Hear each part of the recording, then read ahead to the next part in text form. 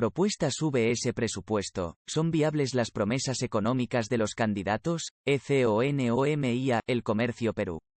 Conforme a los criterios de Saber Más, los planes de gobierno contienen los lineamientos de política que, en teoría, guiarán el accionar de un candidato presidencial en caso de ser elegido, así como las metas que se esperaría alcanzar en el 2026.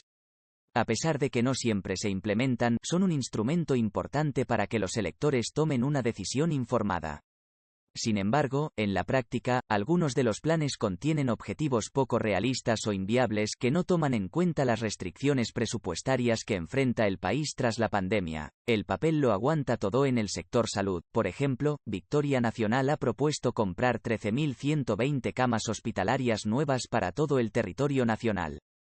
Si bien ello contribuiría a fortalecer la atención médica, la medida costaría 12.000 millones, más de la mitad del presupuesto total del sector salud en el 2021.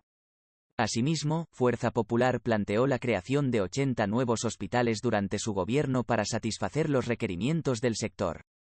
Se estima que dicha medida demandaría más de 20.000 millones, el doble de todo lo invertido por el Estado en infraestructura de salud en los últimos 5 años, lo cual pone en cuestión su viabilidad.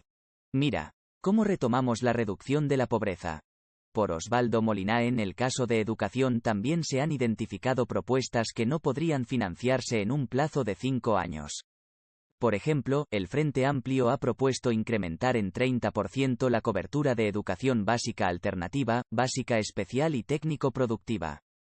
Utilizando el gasto promedio por estudiante, se estima que la medida demandaría 1,1 mil millones e implicaría que el presupuesto asignado a esos 3 niveles educativos se incremente en 45% al 2026. Por su parte, Podemos Perú planteó la creación de 300 infoescuelas, una nueva modalidad de educación semipresencial, con un costo estimado de 5,4 mil millones, 35% más que lo ejecutado en infraestructura educativa en el 2020.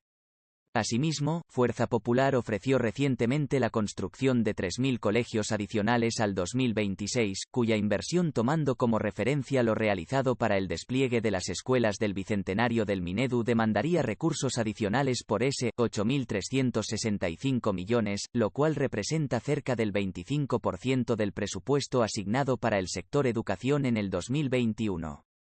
En particular, resultan poco oportunas e imprudentes las medidas que buscan incrementar el gasto anclándolo a un porcentaje del PBI. Acción Popular, por ejemplo, ha propuesto incrementar el presupuesto del sector educación a 10% del PBI en el 2026 desde el 4% del PBI en el que se encuentra actualmente.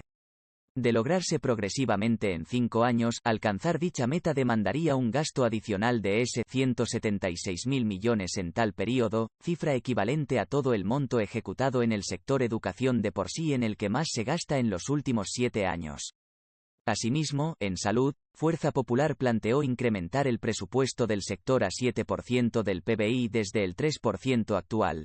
Riesgos para la estabilidad fiscal. Estas iniciativas de gasto público podrían poner en riesgo la estabilidad fiscal del país, sobre todo en un contexto en el que, según el Consejo Fiscal, la pandemia ha significado el uso de todo el espacio fiscal disponible previo a la crisis.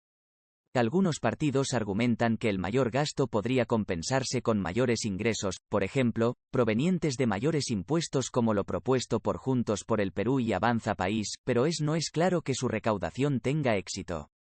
El Ministerio de Economía y Finanzas, MEF, estima que, si bien los ingresos del Estado se recuperarían hacia el 2024, 21,6% del PBI, estos serían inferiores a los observados entre el 2011 y el 2014, 22,2% en promedio. De acuerdo con Alfredo Zorn, exministro de Economía y Finanzas, a los candidatos se les debe pedir que presenten una propuesta fiscal coherente con la reducción de ingresos fiscales que ha registrado el país a raíz de la pandemia.